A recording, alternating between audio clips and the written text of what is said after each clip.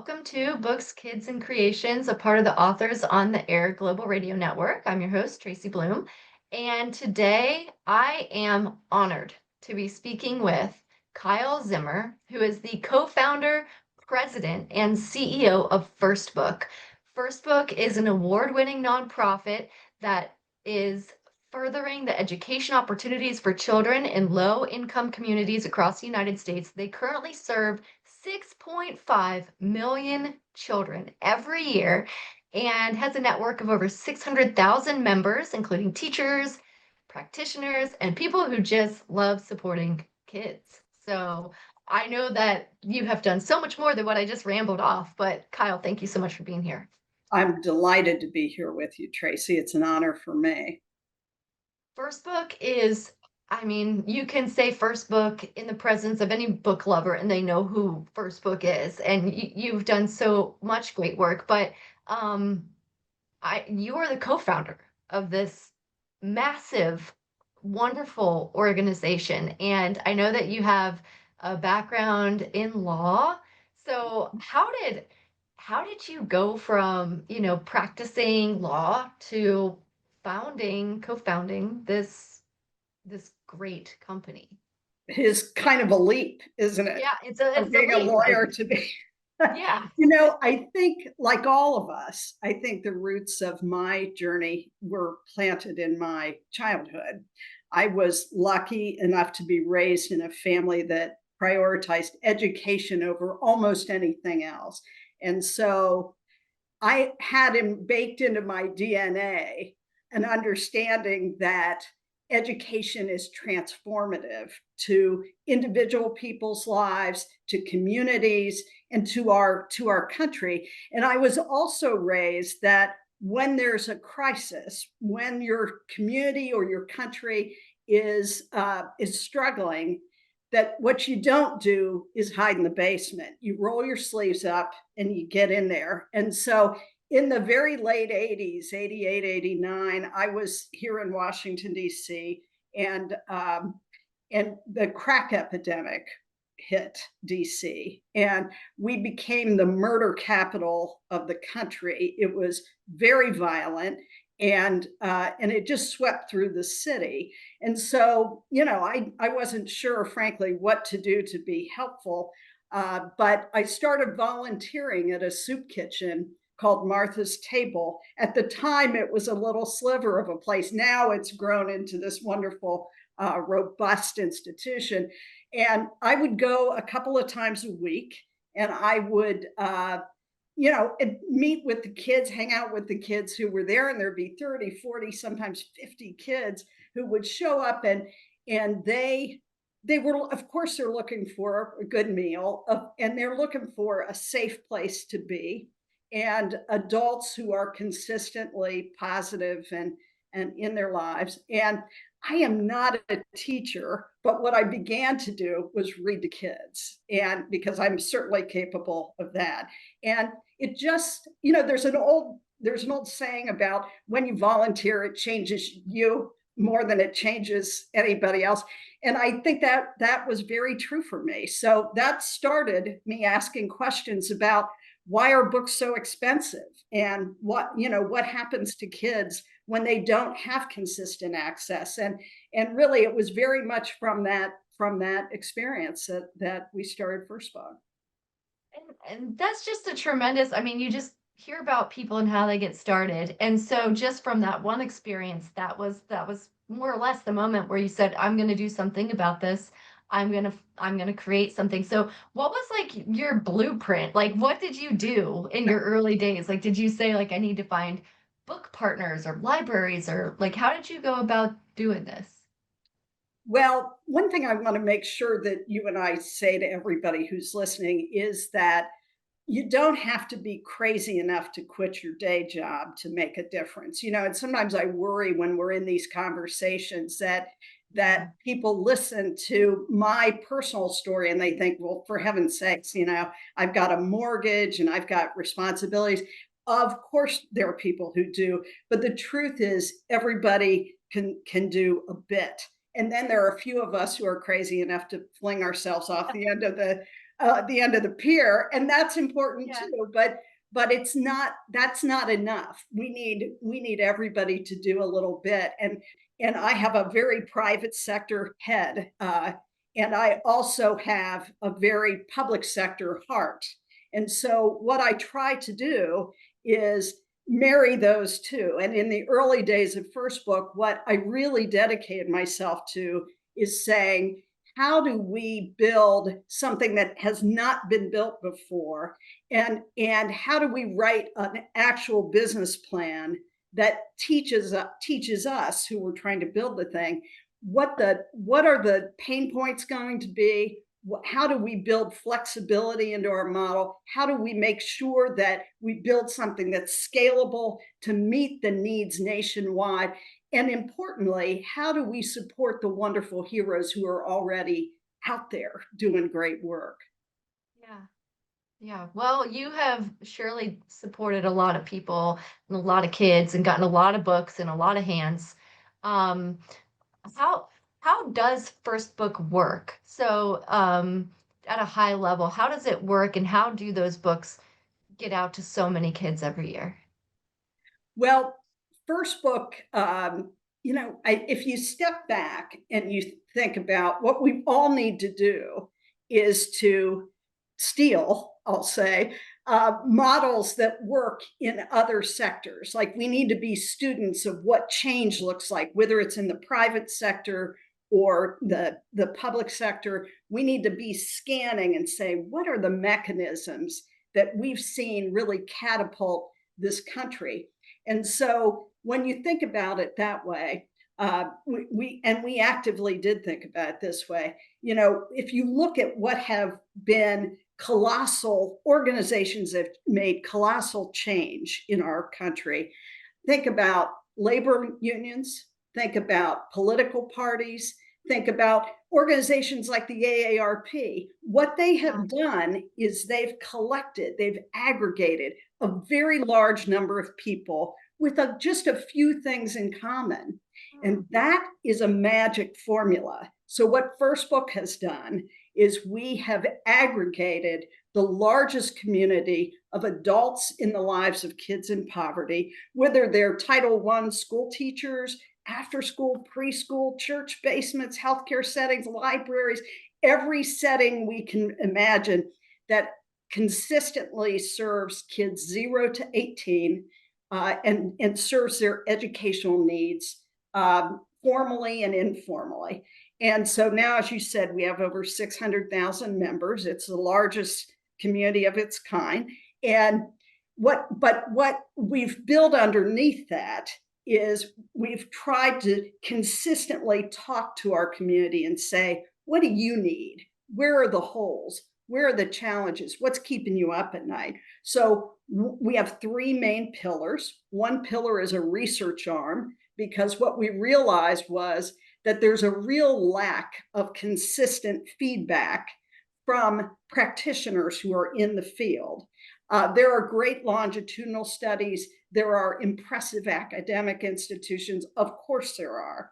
But what we needed was a research institution that has its finger on the pulse of exactly what's going on in those community classrooms and programs. And that's what we've built. It's called First Book Research and Insights. We do about 20 studies annually. It tells us how to continue to refine and improve our work. And it also informs the field at large. The second big pillar is the First Book Marketplace. This is a nonprofit e-commerce site. It's what we're best known for, I think, where we develop strategies to dramatically lower the cost of brilliant books for kids, and also push the publishing industry to elevate diversity so that the books reflect the languages and cultures and families of the kids we're serving. And we're the largest specialty buyer for most of the major children's publishers at this point. So that gives us some market strength Yeah. to really say, no, we really want this and not that. Actually, I have an example. Everyone who's listening and watching this knows this book, right? Yeah. And this book, this is a good example because this book was originally available in English and available in Spanish, but not bilingual.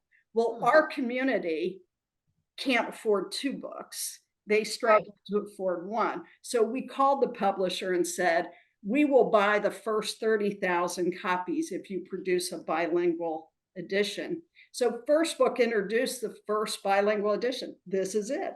And it was, That was one of my first books when I was a kid, of and it course it still was. is one of my very favorite books. It's I think just we could all probably recite, on Thursday, what did he eat? We all know and love this book. So we've moved hundreds of thousands of this title through, but what we recognized is by bringing that need from our community into the publishers, we could really, really push for change. And the and that final is third one, I'll say such it a very, good go ahead. I'm sorry. example. Such a good example of change and how you push for change there. And for anybody who's listening, the book was The Very Hungry Caterpillar, and everybody knows that book. But that is I know. like such a great example of how you just were like, oh, we're gonna make this change, and this is wow, what a good example. And Yeah. it was a purchase, we purchased it from the publishers because First Book wants a strong American publishing industry. We love that. And so we want to make sure that our models, they're not making as much off of us as they are off of the regular market. But you can't purchase through First Book unless you are registered and eligible for us and serving kids in need. That's the only people who can get books through us. So it's a new market for the publishers. And at the same time, we're buying at enough scale that we can really push for change. And the third pillar. The third one, very quickly, is we began to realize from our research what challenges our communities were facing and they didn't feel prepared for it. And a great example is mental health. So kids in their classrooms and programs, they thought were exhibiting issues, behavioral changes that indicated maybe mental health issues, but they said to us, we have no training in this. And of course, the programs and the Title I classrooms we serve don't have access to the real thought leaders in these challenging categories. So we established something called the accelerator, where we identify thought leaders in whether it's the science of reading or race and culture or mental health, and we work with those leaders to package their strategies and we provide those for free to our community. So that's the third one. Thanks for remembering.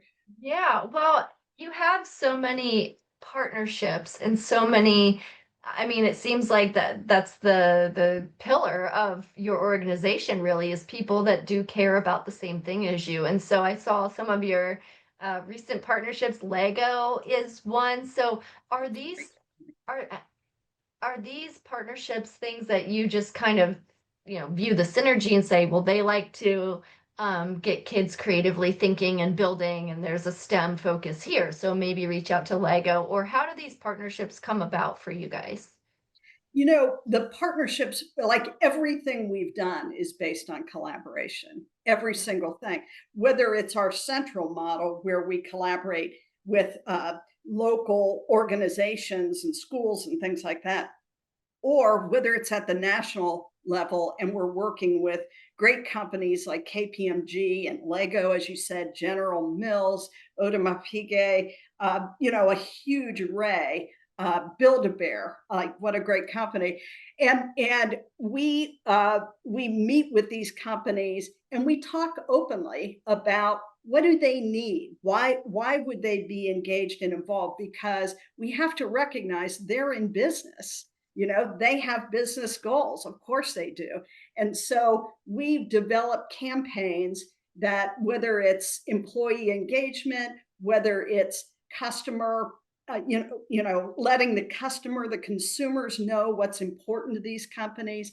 It's a huge array, and it's really important. And I would be wildly remiss if I didn't say the publishers, because they've been core partners and wonderfully, wonderfully supportive for decades. Yeah.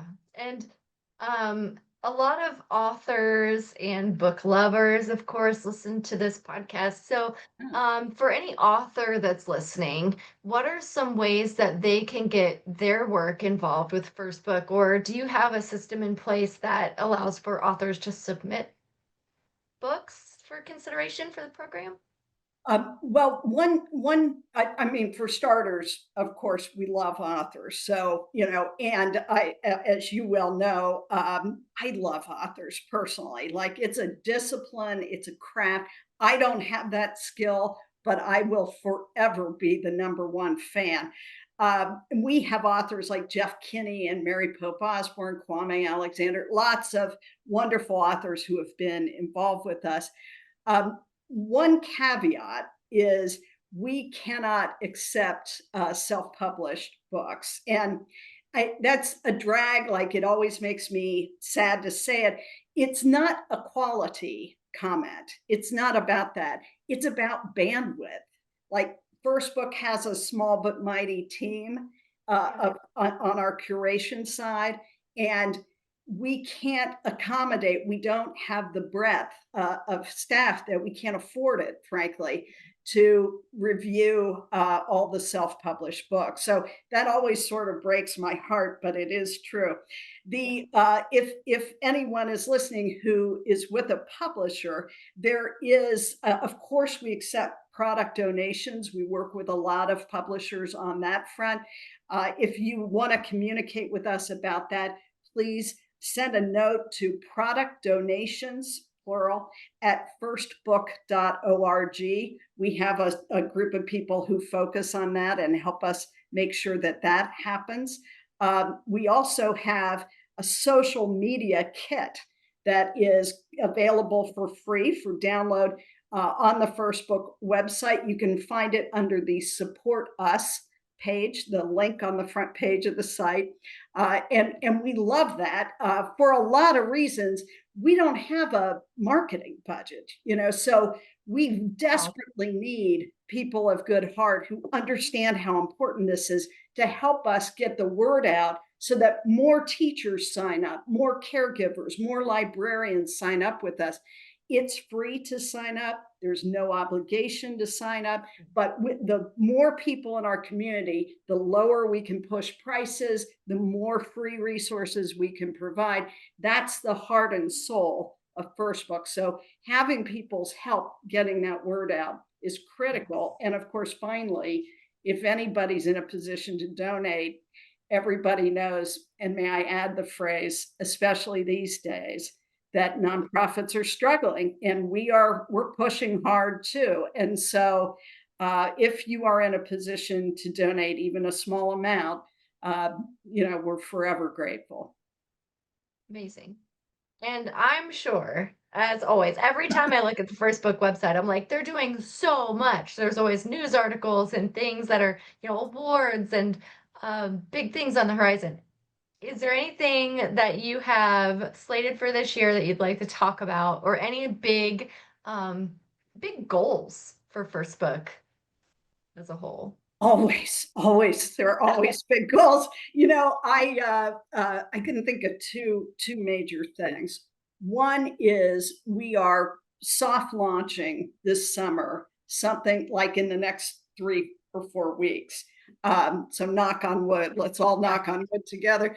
The It's called the Community Platform, and what it is it's the first of its kind dedicated exclusively to kids in poverty, a platform that will allow us to live stream content.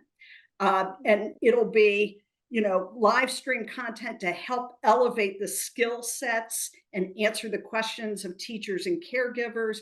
It'll be live stream content to help us expand the educational opportunities directly to kids. We are developing huge partnerships that just make me, like, obviously I'm happy just talking about it, Yes.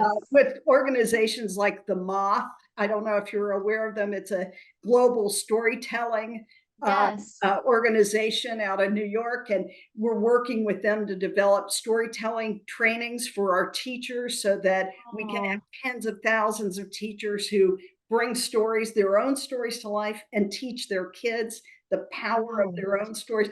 And we want to do, of course, author events. Of course we do. Yay. Yeah, Yeah. yeah. So it's thrilling to be, we're just at the front edge of it, and we'll Oh be my gosh. piloting it little by little and learning as we go, and then rolling out some more major content areas this fall and further on. That is so exciting and so needed. I mean, because as an author, I mean, the amount of schools that you can visit in person is kind of limited, right? So like if Yes, you're an indeed. author and you get virtual visits, or say you have I get requests for story writing workshops from schools and libraries all the time, and I do summer camps, but those are that takes like a week or so out of my schedule, Right. and so this type of platform allows for access all over the country for kids everywhere to have an author visit, to learn the art of storytelling, to learn maybe how to draw or illustrate, or I guess sky's the limit for it. Sky's the limit. And Yeah. we want to experiment. We want to think big, and some of Yeah. it I'm sure will go blasting and be big. Yeah. Some of it will be like, we need to improve that. That's where that improvement cycle with feedback from the teachers is critically important, because we want to do it right, right for the Right. authors and right for the kids and their wonderful teachers. And the final thing I desperately want to tell you, when you ask about big goals, I can Yes. hardly keep in my chair. Um, we unveiled a 5-year plan, scaling plan, just a few months ago. And what it boils down to is, as you said earlier, we serve 6.5 million kids annually right now. That's great. We're I proud of know. it. But what keeps me up at night is there are 27 million kids growing up in poverty in the United States under the age of 18, 27 million. So what we realize through the magic of mathematics is that if we add 1 million new members to our community in the next 5 years, we can statistically reach all 27 million kids. Wow. 1 million new members. Now, that sounds ambitious, and it is ambitious. But the reason why I'm completely bullish about it is because even if you just look at the number of teachers in Title I schools, there are 2 million teachers in Title I schools. We have 600,000 members. And right now, so we maybe have 400,000 teachers. I'm sort of making that Yeah. number up. But when you add that to Head Start programs and library programs and faith based programs, we know we can get to that 1 million, but that's what makes your listeners critical, because we're Yeah. not Coca-Cola. We don't have a big marketing budget. What we have is the faith and action of people of good heart who know how important this is. So help us get to 1 million members, and Yeah. we will be in a position. Think what we can do with that level of reach. It's Yes, thrilling. absolutely, absolutely, and I have no doubt that you will get there and you will do it, and to your point, I mean, this is a movement, and you have just created such an incredible movement with what you've put your time and energy into, and just it just goes to show what passion can do. When you care about something so deeply, you can do just about anything. Well, I think that's right. And you know that with your books as well as I do. We've just learned that lesson in our own Yeah, way, right? yeah, And I will tell you, I feel personally so lucky, because I think to myself, how few people get to spend their lives, and you too, working on things that they care deeply about. Lucky, right. lucky me, right? Yeah, yeah. And I do want to ask, I'm sure that over the years of doing this, you have to have like a couple of your very proudest moments. Like what has been like your proudest moment so far, your like biggest achievement, that if one comes to mind? Well, I think it goes from the smallest thing to some of the bigger things, right? Yeah. Yeah. On the biggest level, I always wanted to build an institution that was very flexible because if you just look at the pandemic, if the pandemic taught us nothing else, it taught us that the world can change on a dime, right? Yeah. Within just a few weeks. And what we need are institutions that are built to flex and to change and to be responsive to the pressures in people's lives. The teachers who are working their hearts out, they need us to listen first and respond, not to tell them, shove more things their direction that are not informed, right? So I'm very proud of that part of our work. I'm very proud of it. I mean, it's a team sport. It's not just Yeah. me, but I am very proud of that. And then at the small level, I get to meet people all the time. And sometimes, a woman walked up to me recently and said that she uh, runs a program for pregnant women who are homeless. And if there is a more of a crisis in a person's life than being pregnant at that time that's supposed to be so magical and being fighting the dragons of being homeless. Yeah. And so here's this woman who's taken it as her life's mission to help this group of women. And she said, I always wanted to start a reading program that I could teach these women to read to their kids before the kids even arrive because I knew that that would change everything for a whole generation. Yeah. And she said, and because I can now get my books through First Book, I've done it. I've done it. And I thought, that's all I need to hear. That's all I Right. need to know. It's great. Yeah. Just great. Those are the moments, and I'm sure there's so many moments like that that you don't know about that are just there, that have That's happened and will happen. And I am just in awe of you and all that you do. And you are such a needed person in this world. And I like how we started off was, when times get tough, you don't go hide, you go roll up your sleeves and you jump in and you help, and you have done so much for so many people. And I'm just like, I can't even believe I got to talk to you today. I'm so Oh, you're excited to. really kind. You're really kind, Tracy. I feel the same way. Look at you with your beautiful artwork behind you. Look at This that. this is New from book. Kathy Morrison is the artist of this lovely drawing, and she is the artist for my new series, little plug, the Wonderlands friends. So And this is, First Book wouldn't be able to do its work without brilliant authors like you and lots of others who are inspiring kids. We're built because on your shoulders, on your work, not the other way around. So I'm delighted to play my little role, but it's very much fueled by the brilliance of authors and wonderful illustrators. So thank you, thank you, thank you. well, Kyle, it has been so nice having you here today, and we are going to post all kinds of links in the show notes and on social media and everywhere so that people can go and learn more about First Book, get involved, and go support kids. So thank you, Kyle, for being here, and have a great day. Thank you so much. Thanks, everybody.